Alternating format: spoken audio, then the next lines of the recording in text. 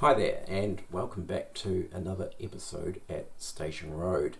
Now this is the long anticipated video about the Digikeijs control system, which I bought a while back but haven't had a chance to hook it up to the main Station Road layout.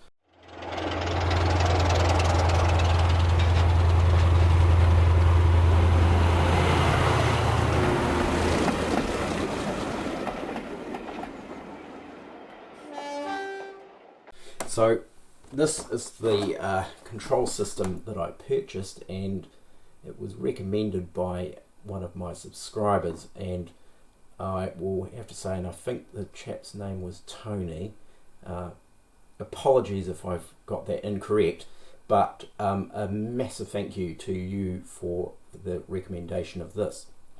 This is an absolutely brilliant system. It is an upgrade from the Hornby Elite, which I had, and I think this subscriber, I think his name's Tony, he commented on the clicking of the buttons on the Hornby Elite in the background of my video, and yes, that is one of the I guess drawbacks of the Hornby Elite, particularly if you are a YouTuber. So that Elite has gone. Now I won't say anything too bad about the Elite. I actually thought it was a reasonably good system provided by Hornby, and I did have a select walkabout as a slave unit connected to it as well.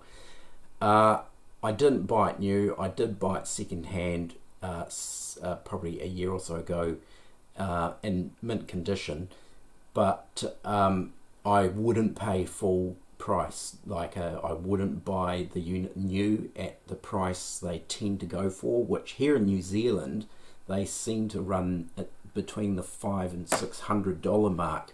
So we're looking £250–300 for a Hornby Elite, and personally it is overpriced for what it actually is.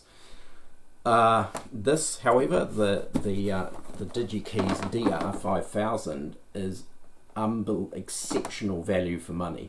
I think I paid, this is brand new, of course I couldn't get it here in New Zealand, there didn't seem to be actually any stockers of it, surprise surprise.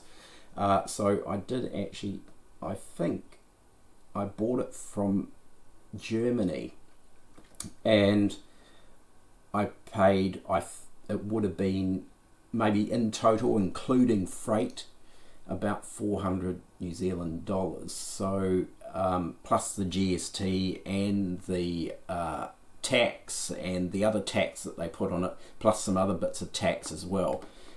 So all up about 400 New Zealand dollars, that's about £200.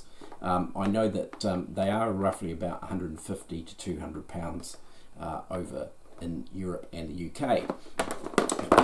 So anyway, a huge, great value for money. Of course, you have to consider the fact that just is simply the controller. It doesn't come with any throttles or any other extras. So the idea is that you can simply just plug this into an existing PC or a laptop, Windows operating system, and away you go. And it is literally pretty much exactly what they say. I had it on a test track. I bought myself a very cheap nasty laptop second hand from an auction website for about $30, and had Windows 10 on it. It doesn't need to be anything flash. I think it's only a dual core, and the only thing is that the battery is completely dead, but that didn't matter because I'm just permanently going to have it plugged into the power.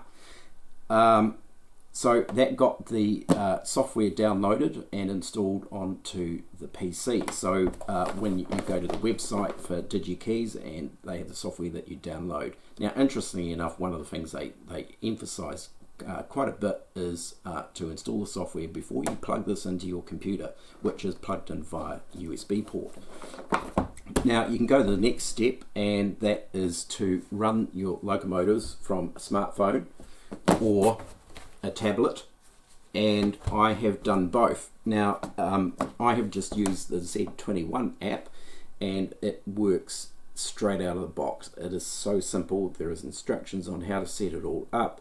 The DR5000 has its own Wi-Fi hub inside it, and you simply connect your Wi-Fi devices to that hub, and away you go. It is absolutely brilliant. So what I thought I'd do in this video is we'll take a closer look at it. I'll move the camera around and we'll have a look at the different setups, and we'll get some locomotives running, and yeah, do a bit of show and tell. So bear with me, I'll be back in a second.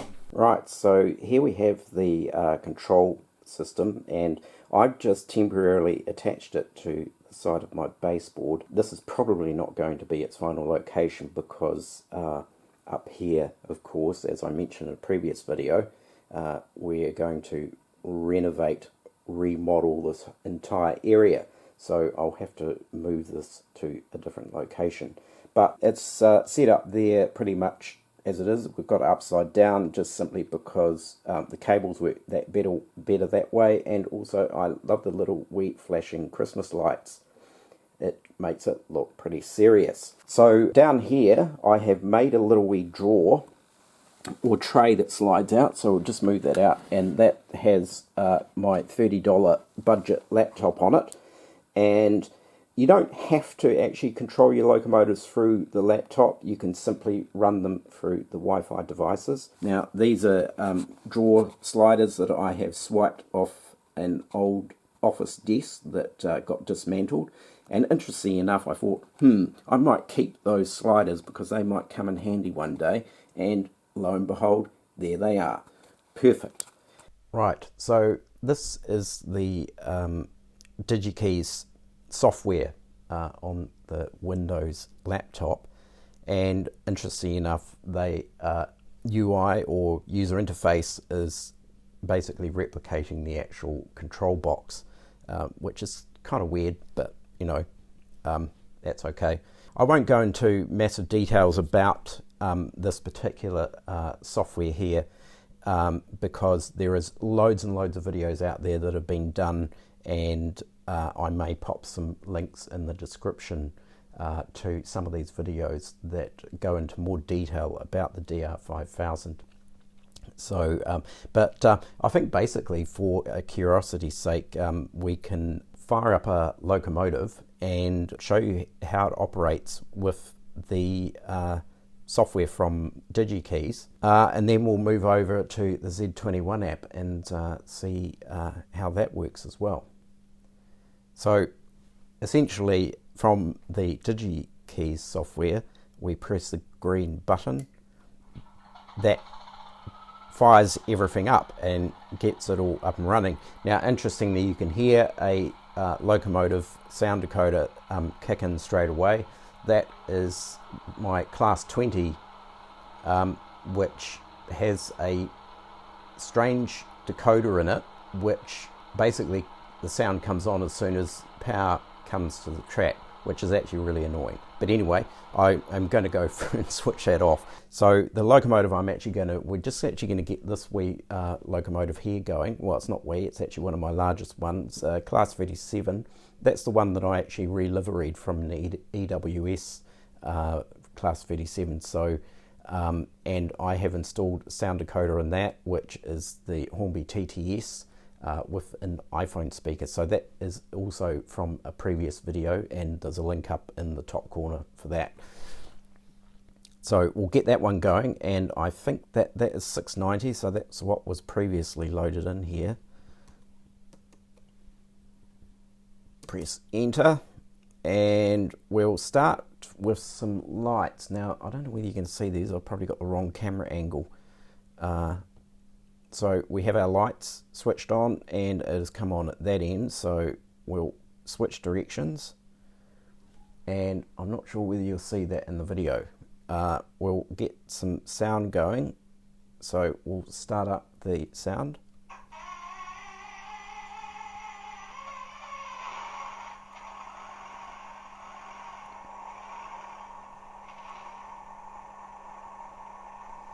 And So we've got all the F functions here, which is brilliant. You don't need to scroll through anything. You just simply click any of these functions, and it's just brilliant. We'll just actually reverse this up a bit, and this is our speed scale here. So we'll just give it a bit of throttle.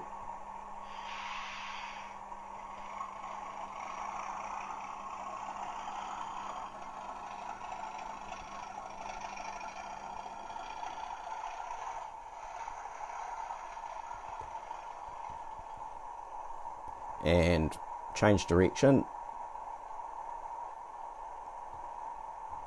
and now you should be able to see the lights come on there. So we control the lights, and that's just simply controlled through a light bulb icon up there, which is interesting.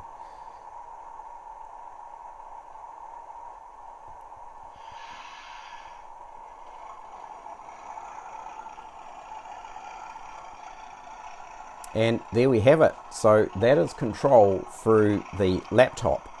And if you don't have a Wi-Fi device, then that is, you know, a satisfactory way to go.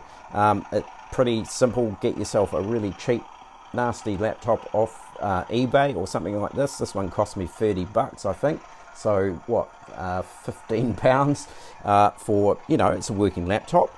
I have to have it permanently plugged in because the battery's completely cooked.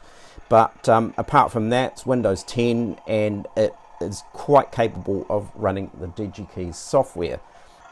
So we'll take a look now at the Z21 app. So if we look at this here, now this is just a Nokia, a cheap, nasty smartphone. I think it was a super special. And the reason I bought it is it's got a reasonably decent sized screen.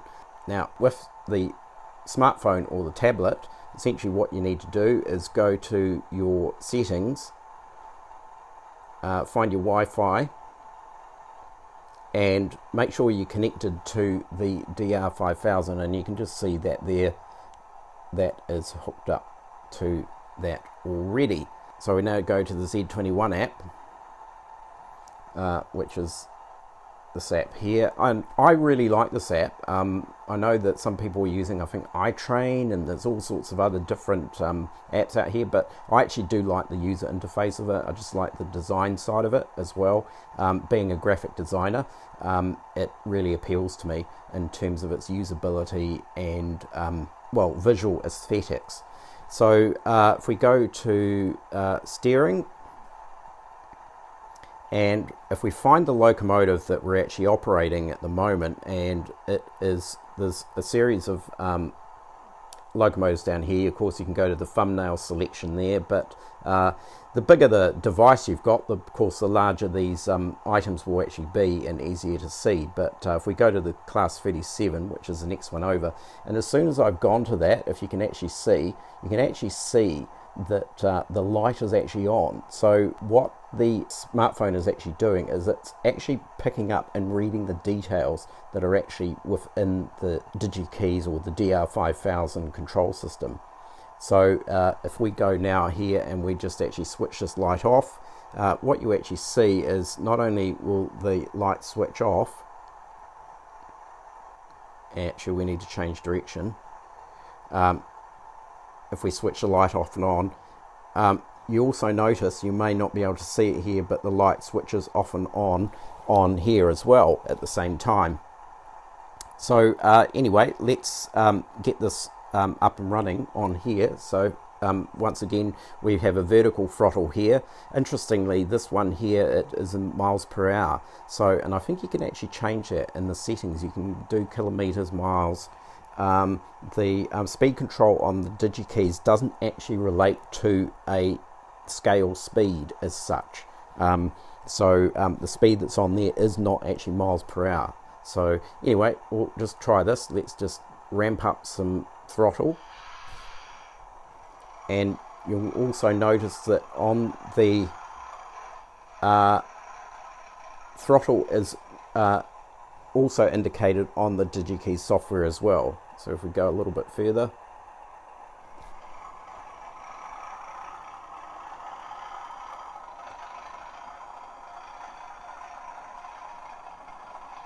And yeah, that is it. It is just incredible. I'm controlling my locomotive with this smartphone, and yes, I know there's plenty of people out there who've been doing this for years and using smartphones and using tablets, but I'm allowed to get excited because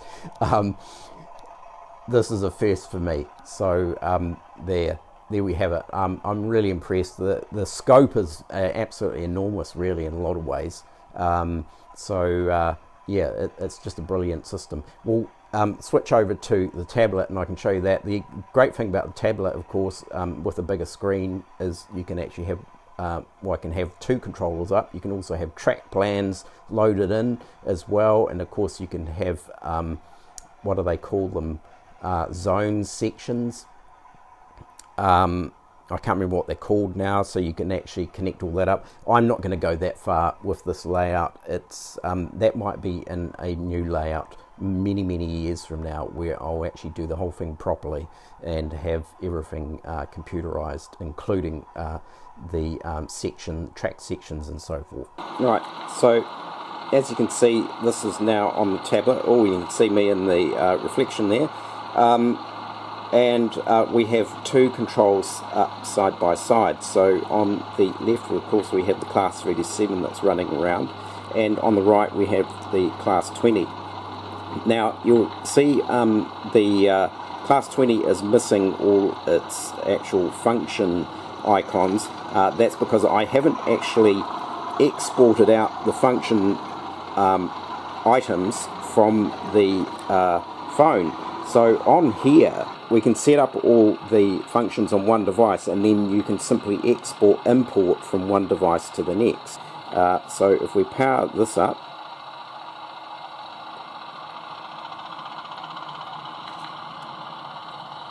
and there we go. So there's our Class 20 heading off.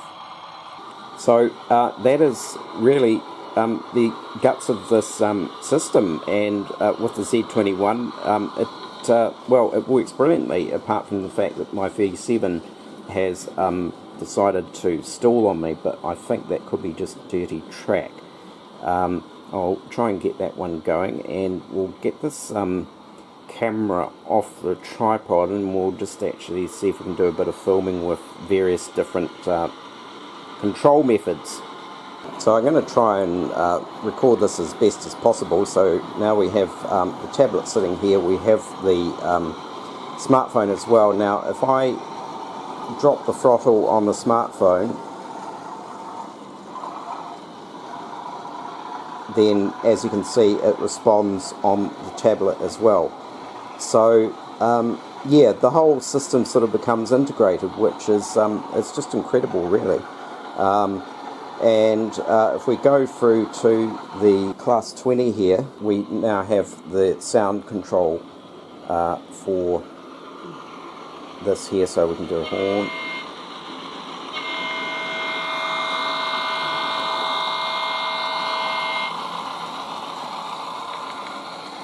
So there we have it. I think that pretty much covers that. One other last little bit that I'm actually going to show you, which is the KD couplings, and I just wanted to show you a wee sort of observation in terms of the wagon spacings, because I haven't actually done all my wagons. I've run out of KD couplers, and of course with pretty much the entire world in lockdown, chances of getting any within the next month or so is probably pretty slim. But I thought I'd just show you a wee comparison between the tension lock and the KD couplings in terms of wagon spacing, and it is actually really quite staggering.